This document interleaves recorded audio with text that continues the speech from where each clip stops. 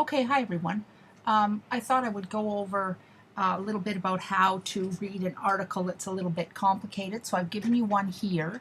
It is an article about colonialism, and it's a fairly complicated article. There's some things in here they make reference to that you may not have known about or know much about, but you're all going on to post-secondary in one way or another. So I wanted to go through how you might handle an article like this. So I have the article in front of me. I'm going to make a couple of suggestions for you about what you might do to get ready, but this is the first thing that I would like you to do. I would like you to either print the article or open it in an app that allows annotation, or I am going to also share with you I don't know, cut and pasted copy of the article on Google Docs, and you can use that article. So before you get started, pause the video now, come back to this once you've got an article that you can either make marks on or an article that you can print.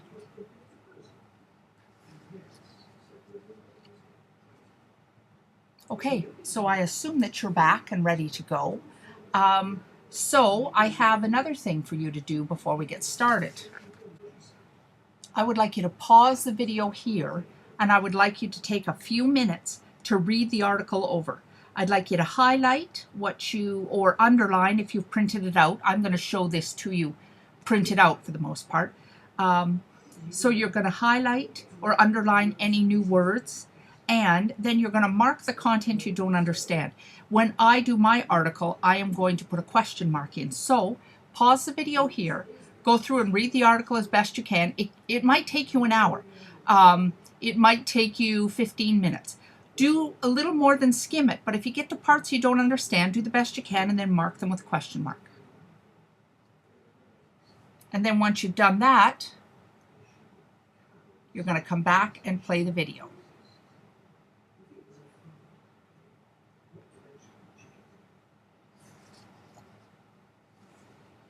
Okay, I'm going to assume now that you're ready to go, and I'm going to zoom into the article, and as I go through the article, I'm going to show you a little bit about what I do to take a look at the article.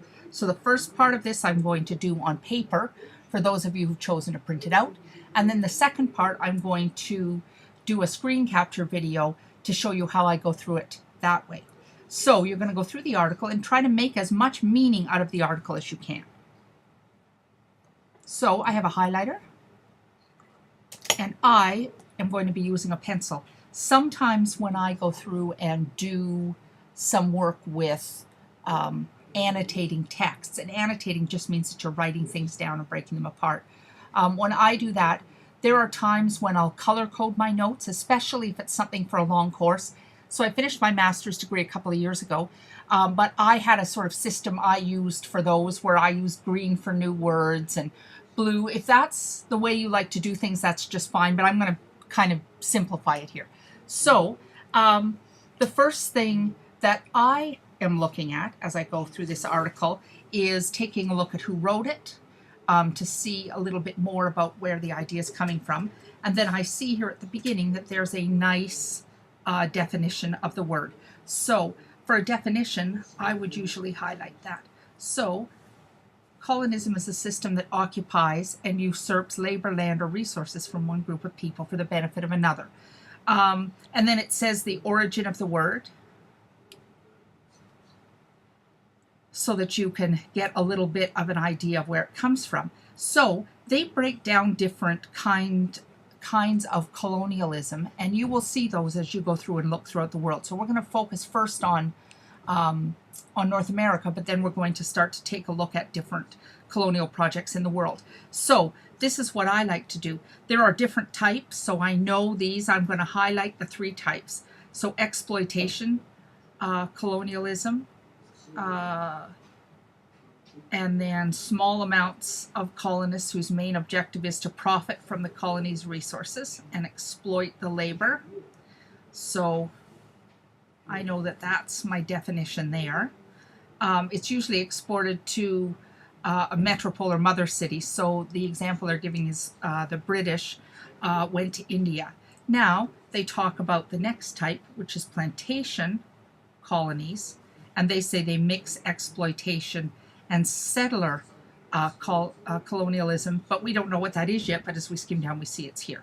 Okay, so plantation is a mix of those, and then settler colonialism, where land or labor is the key. So I have 1, 2, 3 types here of colonization. All right, so as I'm going through, I've skimmed the article, but really this is sort of my first reading through it.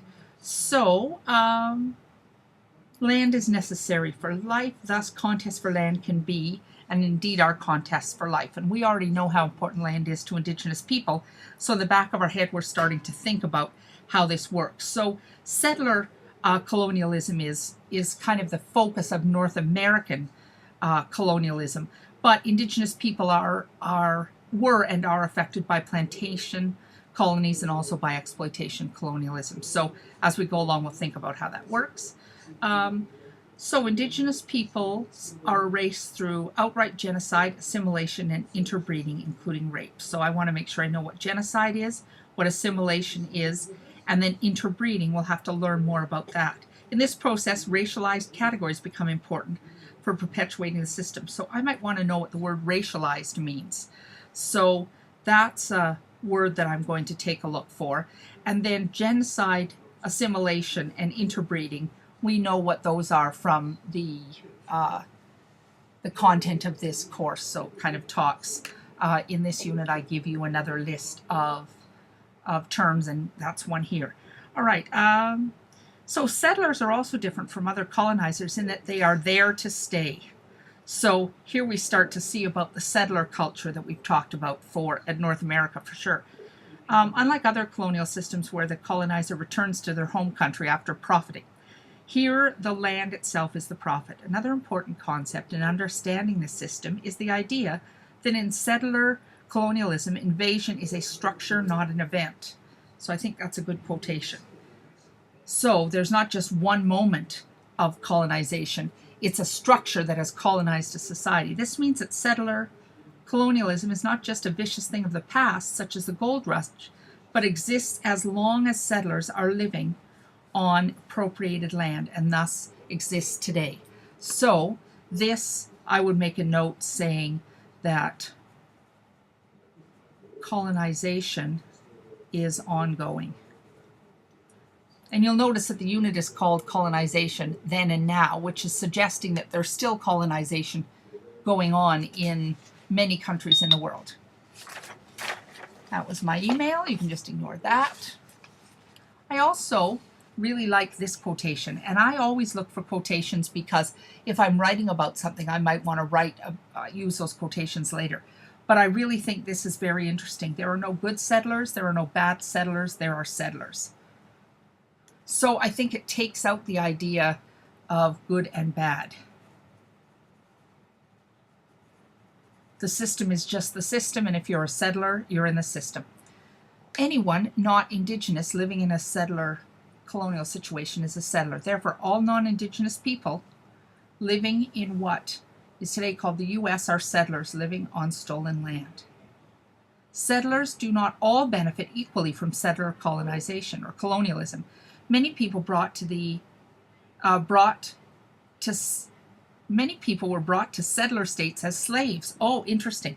So I like this idea because the idea is that even though slaves are settlers, they most certainly didn't benefit from colonization in the same way.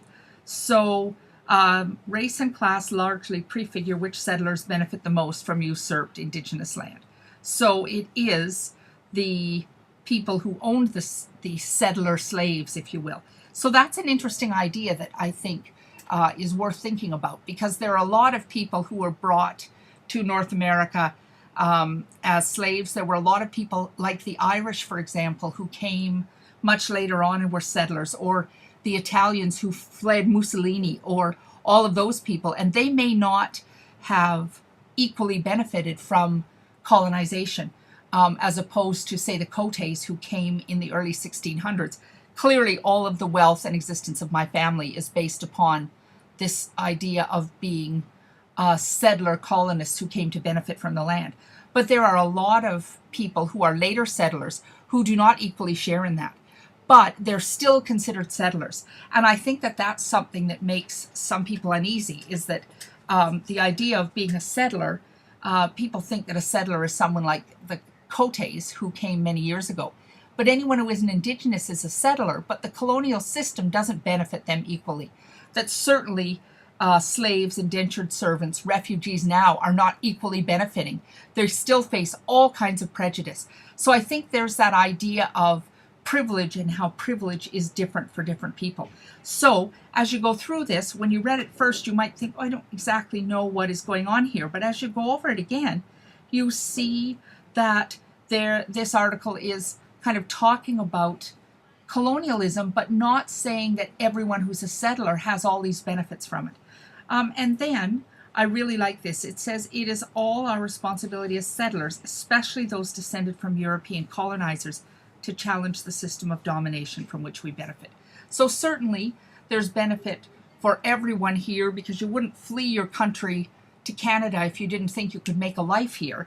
So there's some small benefit, but certainly, like I'm thinking, because I have a lot of Italian people in my prep room, that there were I have a lot of friends who are first generation Italian, and there are more and more people coming from Syria and coming, refugees who are coming from all parts of the world throughout my life. And all of those people arrive and they still face prejudice here, but they continue to be settlers. So the idea is that the colonial system is flawed because it based itself upon stolen land, but it also disproportionately benefits the early European colonizers like myself.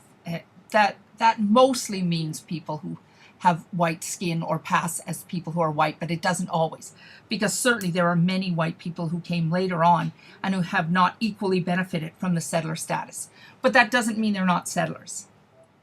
So that is how I might go through the first bit of the article. I notice things that remind me of other things.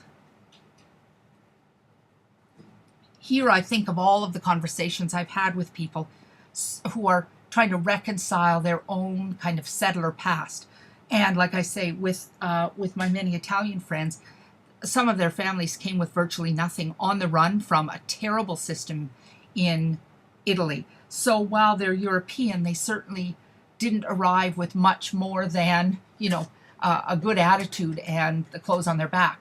So they're settlers, but they're not settlers who have benefited equally. So kind of keep that in mind, because there's a lot of kind of pushback about the idea of colonization and settlers. But it's good to remember that there aren't good or bad settlers. There are just people who are on land that was attained through the colonial system and who benefit, but in a very varied way.